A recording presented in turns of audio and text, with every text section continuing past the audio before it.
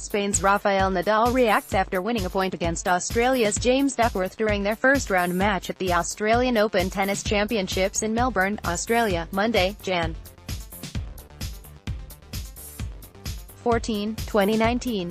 AP photo, Favila, Melbourne, Australia. Rafael Nadal has missed a lot of tennis since last September. He hasn't missed a beat. The No. 2-seeded Nadal had a 6-4, 6-3, 7-5 win over Australian wildcard entry James Duckworth on Monday in the first round of the Australian Open, his first match back on Rod Laver Arena since he had to retire during his quarter-final match last year. The 17-time major winner hasn't played since retiring from his semi-final at the US Open because of a knee injury. He had surgery on his right ankle in November, and withdrew from a tune-up tournament in Brisbane earlier this month because of a muscle strain in his thigh, mainly as a precaution, to ensure he'd be fit for the season-opening major. "The doctors didn't allow me to go on court," he said, "even if I wanted. He really was coming in cold. It's very difficult to start after an injury, I know it very well," he said. "So that's an important victory because it's the first victory since a while, and at the same time, because that gives me the chance to be on court again." His only hiccup came when he served for the match in the ninth game of the third set and was broken. He returned the favor quickly, though, to seal his spot in the second round. He was quick with his serve at his media conference, too, poking fun at a journalist who appeared to be dozing. On a day when an injured Andy Murray likely played his last match at the Australian Open in a stirring five-setter, his first-round loss at a Grand Slam tournament in 11 years, Nadal was circumspect about his progress. Murray has announced plans to retire this year because of the constant pain in his right hip.